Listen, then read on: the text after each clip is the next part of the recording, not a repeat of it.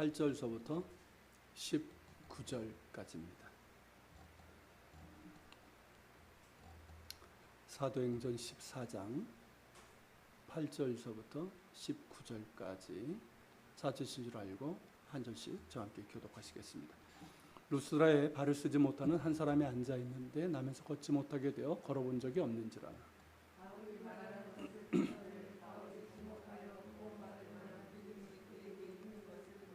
큰 소리로 이르되 내 발을 바로 일어서라 하니 그 사람이 일어나 걷는지라.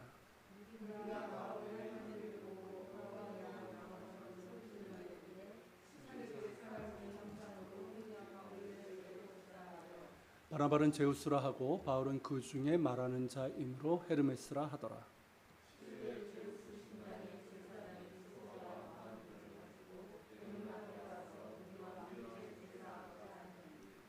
두 사도 바나바와 바울이 듣고 옷을 찢고 무리 가운데 뛰어 들어가서 소리를 질러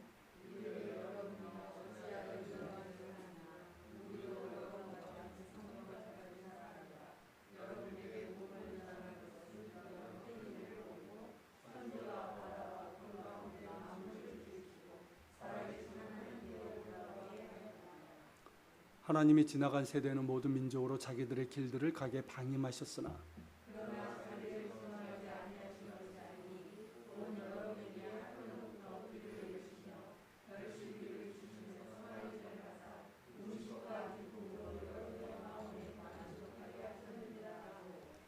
이렇게 말하여 겨우 무리를 말려 자기들에게 제사를 못하게 하니라.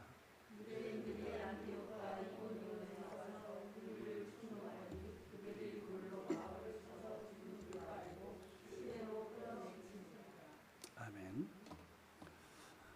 우리가 계속해서 이제 바울의 1차 전도 여행을 보고 있는데 우리가 지난주에 본 것처럼 이고니온에서 이제 복음을 전하고 많은 유대인들과 이방인들이 복음을 듣고 죽게 돌아오게 되죠. 그러지만 이제 순종하지 않은 유대인들이 이고니온에 이제 이방인들을 선동을 하고 그래서 이제 급기야 이방인과 유대인과 그러니까 권력자들이죠. 권력자들이 바울과 바나바를 이제 돌로 쳐서 이제 죽이려고 했습니다. 다행히 이제 바울과 바나바는 이를 알아차리고 이제 급히 빠져나왔고 그래서 이제 루가오니아 지방에 있는 루스드라로 가서 이제 복음을 전하게 됩니다. 바로 이 지도에서 보시는 것처럼 이제 이고니온에서 이제 약간 남동쪽에 있는 루스드라로 이제 가게 됩니다. 이 루스드라는 저희가 이제 갈라디아 지방의 이제 남쪽인데요. 여기를 이제 루가오니아 또 지방이라고 합니다. 거기 한 도시로서 이고니온에서 한 남동쪽으로 한 약 30km 정도 그렇게 떨어진 곳이에요. 그리고 이제 당시 이제 이 안디옥으로 향하는 BC 안디옥으로 향하는 로마의 도로에 있었던 도시입니다. 그리고 이제 여러분들 사진에서 보시는 것처럼 어떻습니까? 굉장히 비옥한 지역이죠. 오늘도 그때도 그렇습니다. 요건 이제 마을이고요. 그리고 이제 요게 그 근방에 있는 이거 잘 보세요. 이게 화산암 지역인데 여기에 그 지역에 많습니다. 그래서 요거를 이제 굴로 파가지고 사람들이 거주했던 그런 흔적도 있습니다. 자, 이런 지역인데요. 여기가 이제 로마의 식민지가 되었지만 로마 시민들보다는 그 지역의 원주민들, 이제 터키, 지금의 터키에서는 좀 내륙 지방이기 때문에 원주민들 중심의 그런 이제 도시였고요. 유대교 회당이 없었던 것으로 보입니다.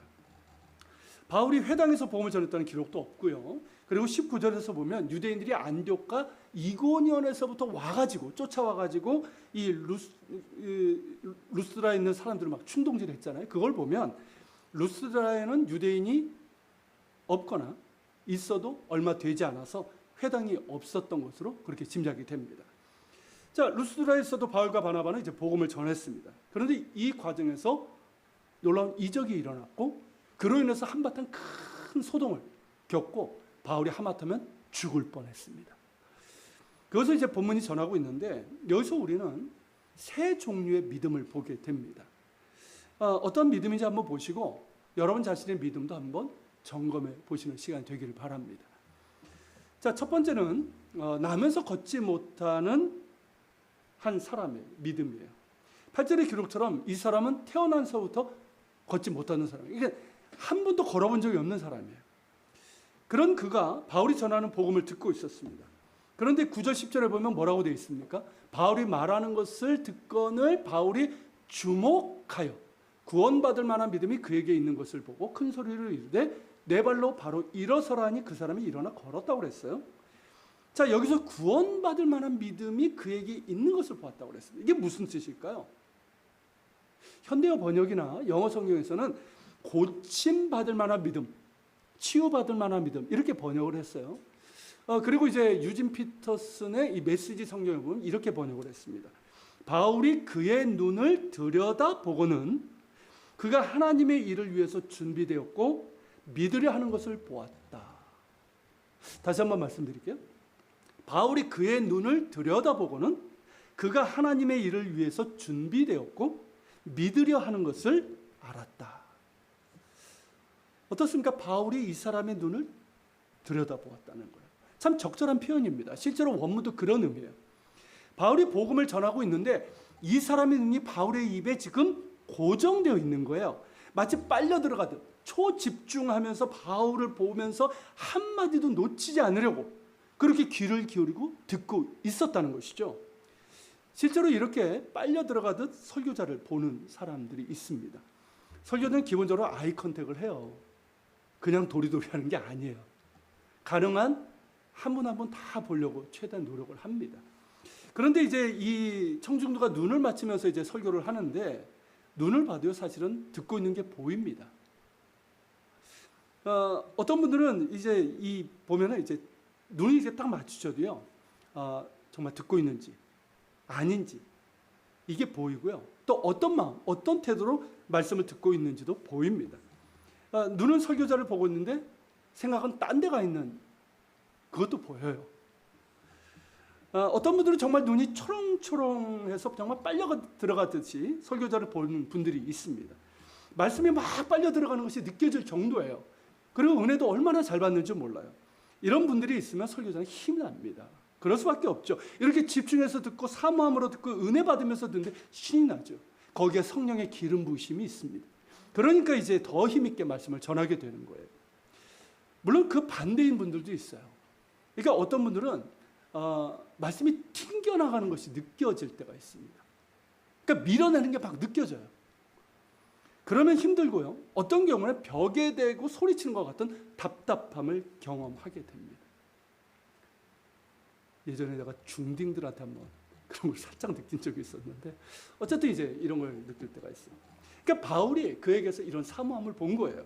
그러니까 말씀에 대한 사모함이고 하나님의 은혜에 대한 갈망이죠. 그러니까 복음을 듣고자 하는 순수한 마음이에요. 그것을 본 거예요. 더불어서 바울은 그가 하나님의 일을 위해 준비된 것을 보았어요. 하나님께서 그를 통해서 일하시려고 하는 것을 보았다는 것이죠. 그러니까 바울이 성령 충만한 사람이니까 이것을 본 거예요. 그러므로 바울이 임의로 이 사람에게 당신 한번 일어나봐 이렇게 한 것이 아니라는 거죠. 하나님께서 이 사람을 통해서 일하시려고 하는 것을 본 거예요. 그렇기 때문에 이 사람이 일어날 수 있었던 것이고 일어나 걸을 수 있게 된 것입니다. 하나님께서 하시고자 한 일이기 때문에 그리 된 것입니다. 여기서 우리는 이 믿음을 보게 되는 거예요. 구원 얻을 만한 믿음. 이 믿음은 단지 고침받을 병에서 고침받을 만한 그런 믿음에 국한되지 않습니다. 그러니까 하나님께 대한 가난한 심령이에요. 그러니까 하나님의 말씀에 대한 사모하는 심령이고 하나님의 은혜에 대한 갈급함이 있는 그런 심령입니다. 그것을 하나님께서 보셨고 바울 역시 그의 눈을 통해서 보았어요. 눈을 세상을 보는 창이라고 그러죠. 반대로 눈은 그의 내면을 볼 수 있는 창입니다. 실제로 여러분 눈이 맑은 사람 얘기를 하잖아요. 그 내면이 맑다는 뜻이에요, 사실은. 그러니까 그의 눈을 통해서 하나님께 대한 가난하고 말씀에 대해서 사모하고 은혜에 대한 갈급함이 그의 내면에 있었다는 것이죠. 그것을 본 거예요. 이런 심령이 있다면 이런 구원받을 만한 믿음이죠. 고침받을 만한 믿음입니다. 그의 육체는 물론 그의 영혼까지 고침받고 구원받을 만한 믿음입니다. 하나님께서 그러한 사람을 결코 외면하지 않으시고 구원하시고 은혜를 베푸시기 때문입니다. 역대 16장 9절에 보면 한번 읽어볼까요? 여호와의 눈은 온 땅을 두루 감찰하사 전심으로 자기에게 향하는 자들을 위하여 능력을 베푸시나니. 이 사람이 바로 그런 사람이에요. 그러니까 전심으로 하나님께 향하는 사람인 거죠. 그러니까 이 사람은 이교도였어요. 그러니까 하나님을 알지 못했어요. 그런데 이제 바울이 예수 그리스도의 복음을 전할 때 귀를 기울여 들었습니다. 하나님을 알고 싶은 거야. 하나님의 사랑에 대해서 알고 싶은 거예요. 죄인을 위해서 이 땅에 오셨고 십자가에 달리시고 부활하신 예수 그리스도의 복음을 들으면서 하나님 사랑을 알게 되면서 너무 기뻐지는 거예요. 기쁜 거예요. 감사한 거예요. 무언가 희망이 보이는 거예요. 그의 온 마음이 하나님을 향합니다. 하나님을 더 알고 싶은 거예요. 그러니까 전심으로 하나님의 말씀을 듣습니다. 하나님의 말씀을 들으면서 하나님의 아들이 나를 위해서, 바로 나를 위해서 이 땅에 오셨고 십자가에 달리시고 부활하셨음을 이제 알게 되었습니다. 이게 웬 은혜입니까? 웬 이런 사랑이? 한 번도 이런 사랑을 받아본 적이 없단 말이죠. 너무나 기쁘고 감격스럽고 행복하기도 합니다. 더욱 전심으로 하나님을 향하고 하나님의 은혜를 사모했습니다. 나 같은 죄인도 구원받길 원하면서 말이죠. 그렇게 전심으로 하나님을 향했고 하나님의 말씀을 들었어요. 그리고 하나님께서 그를 주목하셨습니다. 바울도 그를 주목했습니다. 온 땅을 두루 감찰하사 전심으로 자기에게 향하는 자를 찾으시는 하나님께서 그를 주목하셨습니다.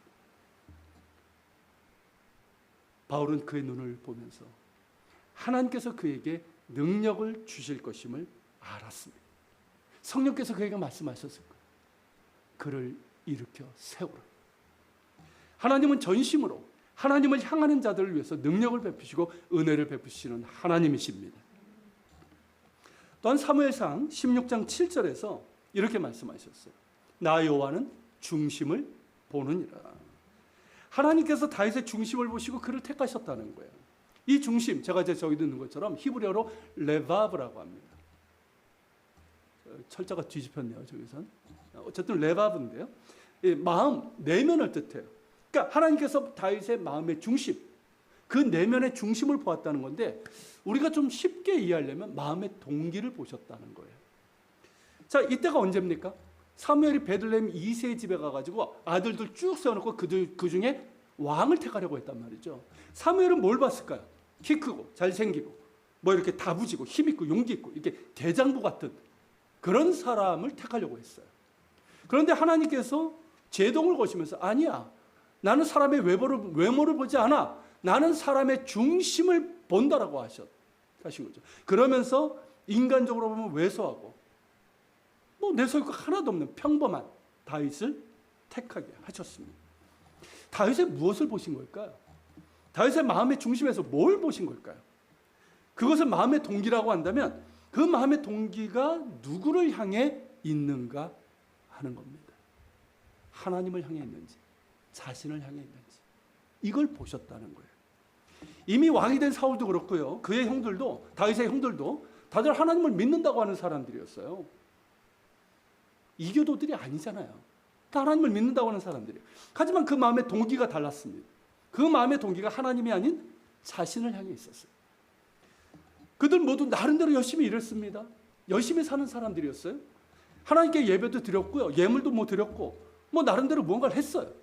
어떤 이들은 무척 애쓰고요. 정말 열심히 노력을 했습니다. 그런데 그 동기가 무엇이냐 하는 거예요. 그 동기가 누구를 향해 있느냐 하는 것이죠. 하나님을 향해 있는지 아니면 자신을 향해 있는지, 하나님의 영광을 위해서 그리하고 있는지 아니면 자신의 영광을 위해서, 부귀영화를 위해서 그리하고 있는지 그걸 보신 거예요. 아무리 여러분 열심히 있어도 동기가 잘못되면 아무 의미가 없습니다. 아무리 열심을 내어도요, 방향이 잘못되면요 그 열심은 큰 일을 내고 맙니다. 하나님의 영광을 가리고 하나님 자리를 대신하게 되고 하나님의 뜻을 거역하는 죄를 범하고 맙니다. 여러분 사울을 한번 보십시오. 왕이 되면 뭐합니까? 그 동기가 잘못되어 있으니까, 하나님을 향하지 않으니까. 여러분 왕이란 자리는 어떻습니까? 하나님께 최고 영광을 돌릴 수 있는 자리예요. 그리고 하나님의 뜻을 성실하게 수행을 해서 온 나라를 복되게 할 수 있는 그런 자리란 말이죠. 그런데 동기가 잘못된 거예요. 그러니까 어떻습니까? 하는 것마다 하나님의 뜻을 거역하고 불순종이고, 그러면서 결국 자신도 망가지고 온 나라도 망할 지경으로 이끈 거 아닙니까? 하지만 다윗의 경우는 그 마음의 중심이 하나님께 있었어요. 그 마음의 동기가 하나님을 향해 있었어요. 그 방향도 하나님께 있었습니다. 그러니까 그가 목동으로 있든 그가 왕궁에 있든 다르지 않은 거예요. 그가 광야에서 도망자로 숨어 있을 때나 그가 왕자에 오를 때나 다르지 않은 거예요. 그가 어디에 있든 어떤 상황에 있든 그의 마음의 중심, 그 동기와 방향은 하나님께 향해 있었기 때문입니다. 그러게 광야에서 쫓겨다니고 도망자의 신세가 되고 사망의 음침한 골짜기를 다닐지라도 여호와는 나의 목자시니 내가 부족함이 없으리로다. 그렇게 하나님의 사랑을 노래할 수 있었던 거예요. 오갈 데 없어가지고 아둘람의 짐승굴에 숨어 있을 때도 내가 만민 중에 주를 찬양할 것이고 내가 새벽을 깨우리로다. 비전을 선포할 수 있었던 것이죠. 하나님은 그 마음의 중심을 보십니다. 그 마음의 동기가 어디 있으면 누구를 향해 있는지, 그 삶의 방향이 누구를 향해 있는지 이걸 보시는 거예요. 정말 하나님을 향해 있는지, 자신을 향해 있는지 이걸 보신다는 거예요. 그 마음의 중심이 하나님을 향해 있고 그 마음의 동기와 삶의 방향이 하나님께 향해 있는 자를 내 마음에 합한 자라고 하신 거예요. 다윗에게 말씀하신 것처럼 말입니다. 그런데 여러분, 다윗이 완벽했습니까? 완벽했어요? 뭐 퍼펙트했습니까? 아니요. 단점도 많았고요. 실수도 많았고요. 치명적인 죄까지 범했어요. 그거 보면요. 어떤 면에서는 우리가 다윗보다 나아요. 그러니까 다윗에게서 우리는 인간의 연약함, 그런 이제 죄성을 보게 됩니다. 우리가 똑같은 거예요. 그럼에도 그를 내 마음에 합한 자라고 하신 이유는 뭘까요? 그 마음의 중심이, 그 마음의 동기가 하나님을 향해 있기 때문이에요. 때론 실수도 하고 죄를 범했을 때도 하나님께서 책망하실 때 어떻게 됐습니까? 조금도 숨기지 않았단 말이죠. 반면에 사울은 어땠습니까? 숨기기에 급급하고 변명하기에 급급했어요. 근데 다윗은요, 하나님께서 책망하실 때 조금도 숨기지 않았어요. 낱낱이 왕이라는 자기 어떤 위신 체면 아무 의미 없어요. 그 자리에서 자백했어요. 펑펑 울면서 자백했어요. 그러면서 피처럼 나의 이 붉은 죄를 흰눈처럼 해결해달라고. 주 앞에서 나를 멀리하지 말아달라고. 나에게 정직한 영을 새롭게 해달라고. 그렇게 상한 심령이 돼서, broken mind, 깨어진 심령이 돼서 하나님께 용서와 긍휼하심을 구했습니다. 죄를 범했을지언정 그 마음의 중심은 하나님을 향해 있었던 거예요. 그러므로 하나님의 마음에 합한 사람이라고 했을 때는 완벽한 사람을 의미하는 것이 아닙니다. 그 마음의 중심을 보신다고 했을 때도 그가 완전한 사람인지 이걸 보신다는 뜻이 아니에요. 우리가 오해하지 않길 바랍니다. 그 마음이 정말 하나님을 향해 있는지. 하나님은 우리가 연약한 사람인 걸 알아요. 우리가 깨지기 쉬운 질그릇이라는 것 알아요. 그렇기 때문에 우리에게 완벽을 요구하시는 게 아니에요. 다만 우리의 마음의 동기가, 중심이 하나님을 향해 있는지, 하나님의 긍휼과 자비를 갈망하고 있는지, 하나님의 은혜 없이는 살 수 없는 자임을 고백하는 사람인지, 하나님이 함께 하시면 내가 어디에든 행복할 수 있다라고 하는 자인지, 하나님께서 책망하시든 깨닫게 하시든 명령하시든 순종하고자 하는 그런 마음이 있는지, 정말 하나님을 사랑하는 마음이 있는지 이것을 보신다는 거예요. 그 마음이 있는 자가 바로 하나님의 마음에 합한 자입니다.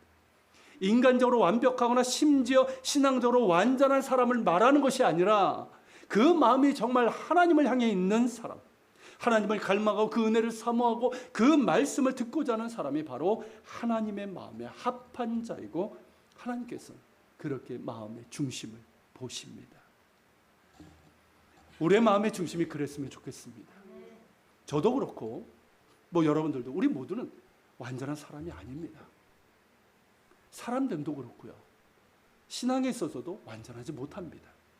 흠이 많고 실수도 많고 허물이 많습니다. 그것이 우리의 연약함이에요. 하지만 우리의 마음의 중심은 하나님께 향해 있기를 바랍니다. 우리의 마음의 동기가 하나님께 향해 있고 우리의 삶의 방향도 하나님을 향해서 좀 조정되었으면 좋겠습니다. 이게 단번엔 되지는 않을 거예요. 그렇지만 하나님을 향해서 우리의 삶의 방향도 조금씩 조정되고, 그러면서 이렇게 계속해서 바라볼 수 있기를 바랍니다.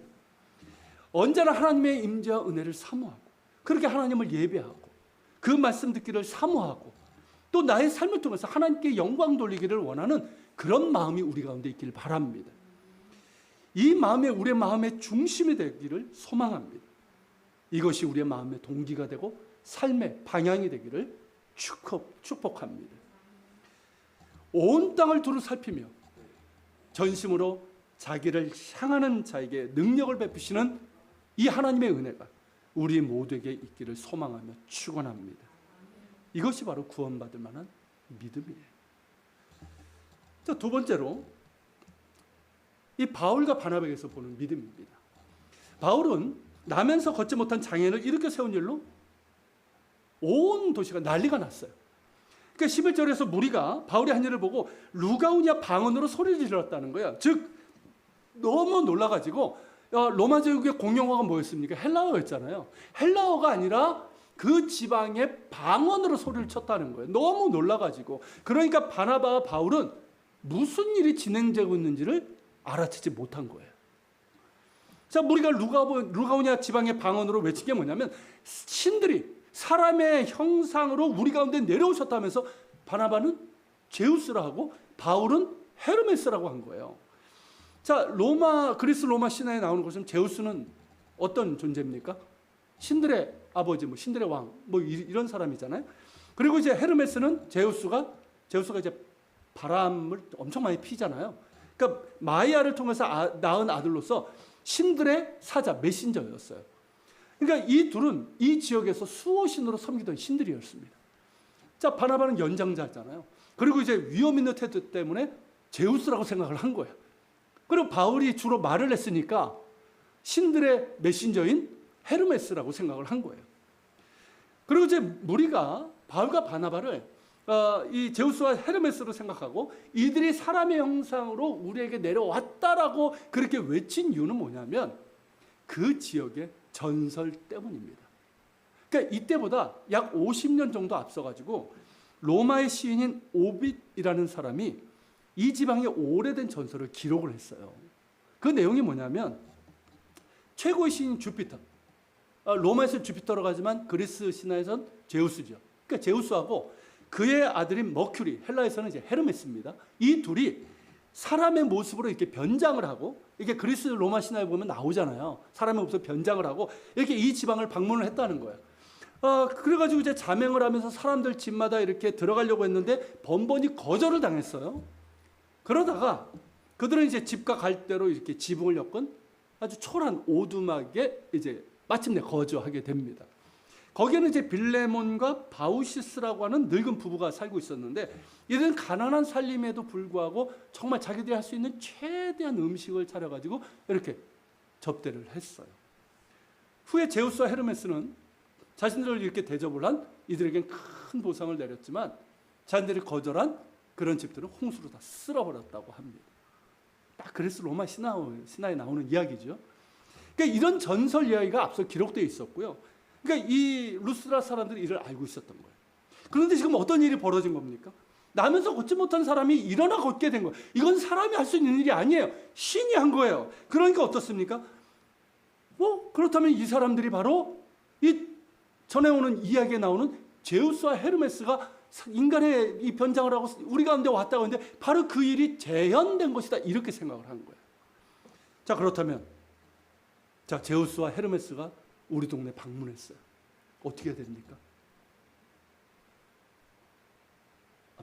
어떻게 해야 돼요? 이런 경우 아주 성대하게 환영을 해야죠.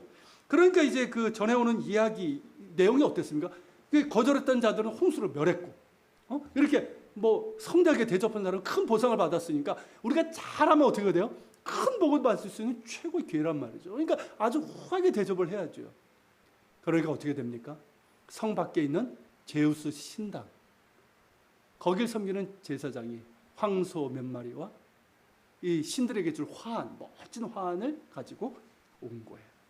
바울과 바나바가 묵고 있었던 그 집 대문 앞에서 그렇게 딱 놓고 제사를 지내려고 한 거예요. 그 지역의 방언을 알지 못하는 바울과 바나바는 그제서야 이 상황을 알아차린 거예요. 그러니까 자신들이 지금 우상숭배 대상이 되고 만 거예요. 여러분, 이들이 여기 온 이유가 뭡니까?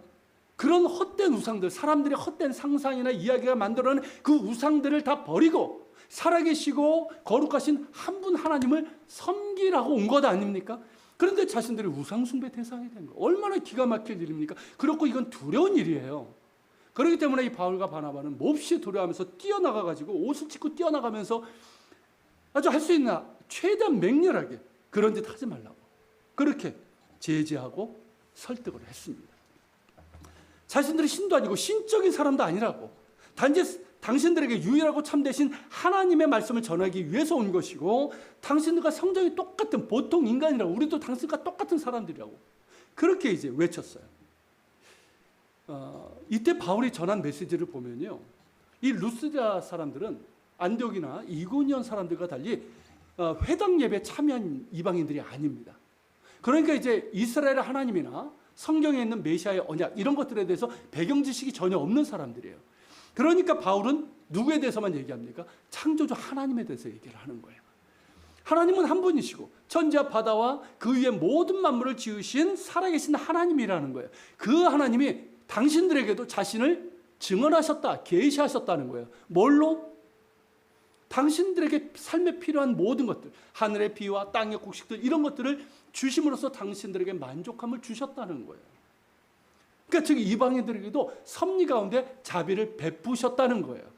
그리고 이전 세대까지는 모든 민족이 자기들의 길로 가게 놔주셨지만 이제는 온 세상의 구주이신 예수 그리스도를 주셨기 때문에, 참 구주가 오셨기 때문에 이제는 주를 믿고 사람들이 만들어낸 헛된 우상을 버리고 살아계시고 유일하신 한 분 하나님을 섬기고 그분께 돌아오라는 거예요. 이게 바울이 전한 짧은 메시지의 내용이에요. 이렇게 해서 간신히 무리들을 말려서 자신들에게 제사를 못 지내게 했습니다. 자, 그렇다면 바울과 바나바에게서 볼 수 있는 믿음은 무엇일까요? 하나님을 두려워하는 마음, 경외하는 마음이에요. 살아계시고 거룩하시며 한 분이신 하나님을 경외하는 믿음이 있기에 하나님 자리를 탐하지 않는 거예요. 어떤 경우에라도 말입니다. 전적으로 하나님께 복종하고 겸손히 하나님을 신뢰하는 믿음이에요. 자신들이 무언가를 했다고 한다면 그것은 오늘같이 이제 놀라운 기적을 행했다 했을지라도 그것은 하나님께서 주신 것이고 하나님께서 행하신 것이에요. 자신들의 능력도 아니고 자신들이 대단해서 행한 것도 아니에요. 전적으로 하나님께서 하신 것이고 바울이 고백했듯이 내게 능력 주시는 자 안에서 행한 것뿐이에요. 그러니 어떻습니까? 자랑할 것도 없고 무리들이 열광한다고 해서 흥분하면서 나를 드러낼 일도 전혀 없는 거죠. 이런 믿음이 없었다면 어떻게 됐을까요? 지금 우리가 쉽게 보잖아요. 교만해져가지고 혹은 이단의 괴수들 처음에 다 그랬단 말이죠. 그런 것처럼 바울도 슬그머니 자신을 쓱 드러내죠. 하나님이 하셨는데 내가 쓱 자신을 얹히는 거예요. 누구 말대로 얹히는 거예요, 자기를. 그러면서 자신이 영광을 받고자 했을 겁니다. 만일 그렇다면 우리가 아는 바울 이야기는 없었을 거예요. 바울은 어떤 경우에도 하나님의 영광 받으시고 자신의 모든 것을 통해서 그리스도께서 존귀하게 되기를 원했습니다. 자신이 무엇을 하든 산을 옮기는 그런 일을 한다 할지라도 자신은 무익한 종이라고, 나는 무익한 종이라고, 나는 다만 죄인의 괴수일 뿐이라고 그렇게 고백을 했어요. 모든 것이 은혜라고, 나의 나된 것은 모두 하나님의 은혜라고, 내게 능력 주신 자 안에서 내가 한 일일 뿐이라고 그렇게 고백을 했습니다. 하나님을 경외하는 믿음이에요. 전적으로 하나님께 복종하고 겸손히 하나님을 신뢰하는 믿음입니다. 오직 은혜 안에 거하고 주님 은혜로 살고 그 은혜에 힘입어 모든 일을 감당하는 믿음입니다. 사나 죽으나 나는 주의 것이고 나의 모든 것을 통해서 주님 영광 받으시고 주의 복음을 전하고자 하는 열정의 믿음이에요. 어떻습니까, 여러분? 참으로 성숙하고 깊이 있고 아름다운 믿음입니다. 이 믿음을 담기를 소망합니다. 아직 한참 멀었지만 이 믿음을 닮아서 한 걸음 한 걸음 나아가고 조금씩 성장하는 우리 모두가 되기를 소망합니다. 그런 말이 있어요. 성공보다 성장이 중요하다. 성공하는 삶보다는 성장하는 삶을 소망하고 추구하라. 이게 요즘 세상이 하는 말이에요. 제가 이제 몇 번 소개했던 손흥민 선수의 아버지 손흥정 씨도 이 말을 해요. 이게 그의 가치관이에요. 그분이 크리스찬이에요. 이게 가치관이에요. 자기도 그렇고 아들에게도 그걸 가르쳤대요. 너는 성공이 아니라 성장을 추구하라는 거예요. 그러니까 지금의 손흥민이 가능했다는 것이죠. 그러니까 겸손을 얘기했던 것이고. 여러분, 세상에서도 이렇게 말합니다. 자, 우리 그리스도인에게 말할 것도 없죠. 여러분, 우리 그리스도인에게 성공은 뭘까요? 우리 그리스도인들에게 성공은 성장이에요. 우리의 성공은 성장입니다. 그리고 그 성장은 그리스도의 장성한 분량에까지 이르는 영적 성장이에요. 그 믿음이 자라고 우리의 인격과 우리의 삶이 예수님을 닮은 열매를 맺어 가는 거예요. 여러분, 이것이 우리의 성공입니다. 이렇게 성장할 수 있다면 우리의 인생은 성공한 거예요. 무언가를 많이 소유하고 누려서가 아니에요. 여러분, 사실 무언가를 소유하게 되면 그것에 소유당하고 맙니다. 맞죠? 여러분, 사람들은 이제 돈을 많이 갖기를 원합니다. 뭐 자본주의 사회고 그러니까 당연하겠지만. 근데 그렇게 돈을 소유하려고 하면 결국 뭐가 될까요? 그 돈에 소유를 당하고 맙니다. 지배당하고 말아요. 그러니까 돈이 하나님 되는 거예요. 여러분, 우리가 정말 소유해야 될 것은 예수 그리스도이십니다. 예수 그리스도를 소유하게 되면 주님의 은혜가 나를 지배하게 되는 거예요. 그러면서 내가 예수님을 닮은 사람으로 성숙하도록 이끕니다. 은혜가 나를 이끌어주는 거예요. 만일 단 하나만 여러분들이 소유한다고 하면 예수님을 선택할 수 있길 바랍니다. 예수님이 첫째이고 마지막이고 전부예요.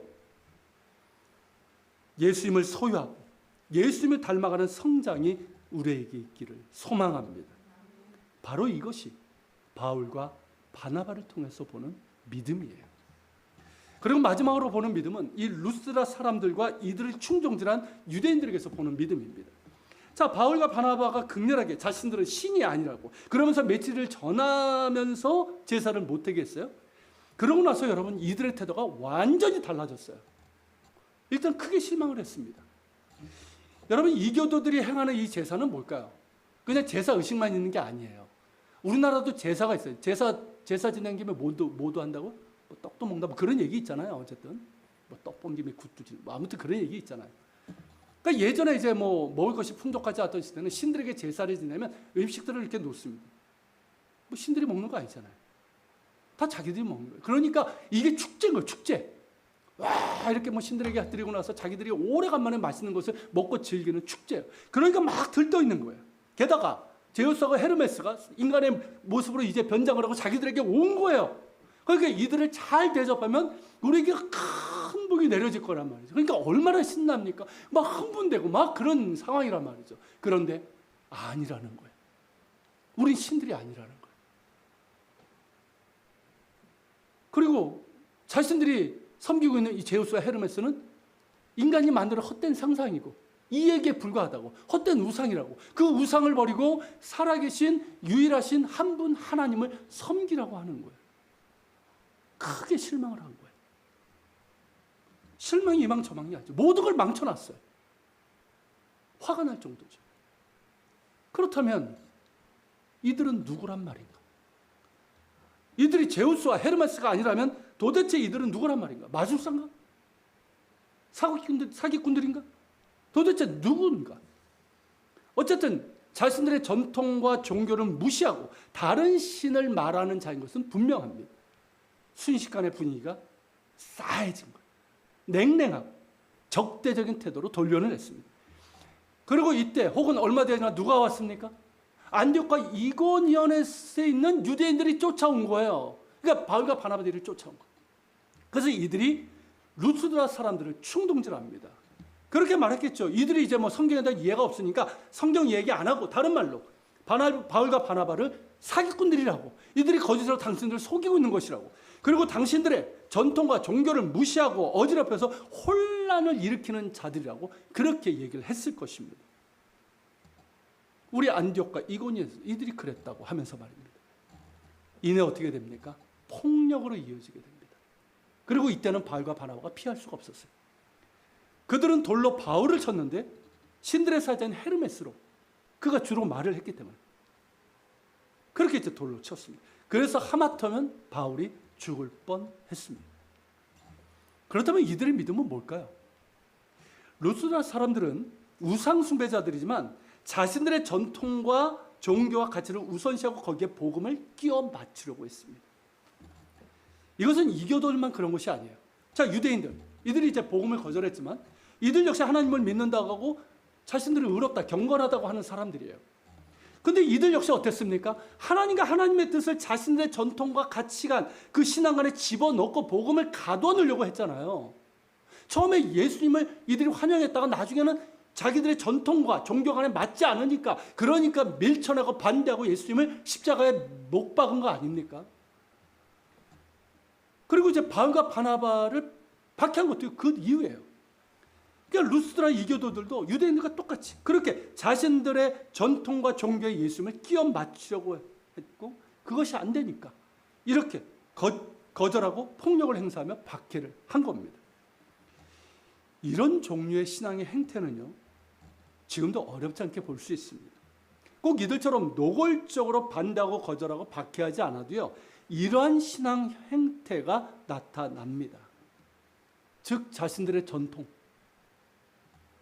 경험, 지식과 이성, 자신이 옳다고 생각하거나 그런 가치관에 하나님을 끼워 맞추려고 하고 복음을 끼워 맞추려고 하는 신앙 행태입니다. 예전에 제가 이 이야기를 한 적이 있어요. 기억나십니까? Big God, Little God. 기억나십니까? 자, Big God, 크신 하나님을 믿는 사람이라는 뜻이에요. Little God는 뭡니까? 작은 하나님을 믿는 사람이라는 뜻입니다. 자, 하나님이 크거나 작거나 할 수는 없어요. 그렇죠? 하나님은 크고 놀라우신 하나님이에요. 지금도 살아계시고 우리를 사랑하셔서 독생자를 주셨고 우리에게 궁일하신가 때를 따라 돕는 은혜를 주시는 하나님이에요. 하나님은 언제나 크고 놀라우십니다. 문제는 내가 그 하나님을 믿느냐 하는 거예요. 그 하나님을. 크고 놀라우신 하나님, 살아계시고 크신 일을 행하시는 하나님, 우리를 사랑하셔서 독생자를 내어주신 그 하나님을 정말 믿고 있느냐 하는 거예요. 그것을 믿는 자는 Big God, 크신 하나님을 믿는 사람입니다. 반대로 리틀 가드는 어떤 사람일까? 그런 하나님을 그대로 믿지 않습니다. 하나님을 믿는다고는 해요. 교회는 다녀요. 그런데 있는 그대로 믿질 않아요. 자신의 전통과 경험, 자신의 종교관, 가치관, 이성과 지식이라는 틀에 하나님을 끼워 맞추려고 합니다. 말씀도 끼워 맞추려고 해요. 복음도 끼워 맞추려고 해요. 당연히 안 맞죠. 어떻게 하나님을 끼워 맞출 수 있겠습니까? 어떻게 말씀을 끼워 맞출 수 있겠어요? 그러고는 하나님을 자기 멋대로 재단합니다. 자기 멋대로 하나님이 이런 분이야. 그러니까 어떻습니까? 하나님은 저 멀리, 마치 제우스처럼 저 멀리 그냥 보좌에만 앉아있는 분이에요. 말씀 역시 그렇죠. 아, 이런 말씀은 어떻게 지켜? 그건 그 당시 얘기지. 이런 식으로 자기 멋대로 취사 선택을 합니다. 이런 사람에게서 어떤 일이 변화가 일어날까요? 아무런 일도 일어나지 않습니다. 교회를 수십 년 다녀도요, 변화 일어나지 않아요. 영적인 성장, 신앙적인 성장 이런 것도 일어나지 않습니다. 계속해서 그런 식으로 리틀 가더가 된다면 말입니다. 참으로 안타깝고 비극적인 일인데 이런 그리스도인들이 지금 많다는 거예요. 이런 신앙적인 행태가 바로 루스드라 사람들과 유대인들과 다를 바가 뭐가 있겠습니까? 여러분, 하나님은 크신 하나님이십니다. 할렐루야. 크고 놀라우신 하나님이세요. 그 크고 놀라우신 하나님, 살아계시고 천지를 주시고 전능하신 하나님이 나를 사랑하십니다. 할렐루야. 나를 사랑하셔서 독생자를 주셨어요. 그 이름을 믿는 자는 멸망치 않고 영생을 얻게 하셨어요. 하나님의 자녀가 되는 권세를 주셨습니다. 그 하나님께서 나를 믿는 자는 능치 못함이 없다고 하셨어요. 부르짖으라 하셨어요. 내 입을 크게 열라 내가 채우리라 하셨어요. 하나님께서 너는 내 것이라고 하셨어요. 그러므로 두려워하지 말라고. 내가 물 가운데를 지날 때도 불가을 지날 때도 내가 너와 함께 할 것이라고. 너는 보배롭고 존귀하면 내가 사랑하는 나의 것이라고 하셨습니다. 그 하나님께서 우리를 사랑하는 그 사랑으로 세상을 이길 수 있다고 하셨어요. 여러분 요한일서 5장 4절 5절 같이 읽겠습니다. 무릇 하나님께로부터 난 자마다 세상을 이기느니라. 세상을 이기는 승리는 이것이니 우리의 믿음이니라. 예수께서 하나님의 아들이심을 믿는 자가 아니면 세상을 이기는 자가 누구냐? 여러분 하나님께로 난 자마다 세상을 이긴다고 그랬어요. 예수께서 세상을 이기셨습니다. 그리고 그 예수님을 구주로 믿는 자, 하나님의 사랑을 믿는 자 역시 세상을 이깁니다. 세상을 이기는 승리는 우리의 믿음이에요. 그리고 그 믿음은 예수께서 하나님의 아들임을 믿는 이 믿음이에요. 즉 하나님의 사랑을 믿는 이 믿음이에요. 할렐루야. 우린 나약하지 않단 말이에요. 우리 하나님은 크신 하나님이란 말이죠. 근데 우리는 자꾸만 자신의 전통, 나의 어떤 경험, 나의 알량한 지식, 이성, 가치관 이런 걸 가지고 하나님을 자꾸만 가두려고 해요. 그래서 스스로 리틀 가더가 되고 있어요. 여러분, 하나님은 크고 놀라우신 하나님이십니다. 그분의 사랑은 어마어마합니다. 그 사랑을 믿는 자가 세상을 이길 수 있어요. 이걸 믿는 사람이 빅 가더예요. 우리 한 분 한 분이 빅 가더가 되길 바랍니다. 크고 놀라우신 하나님. 그 하나님의 능력을, 그 은혜를 날마다 경험하면서 살아가는 빅 가더가 다 되시기를 주의 이름으로 축원합니다. 자, 우리 같이 한번 찬양 드리고요. 기도하는 시간을 갖겠습니다. 모든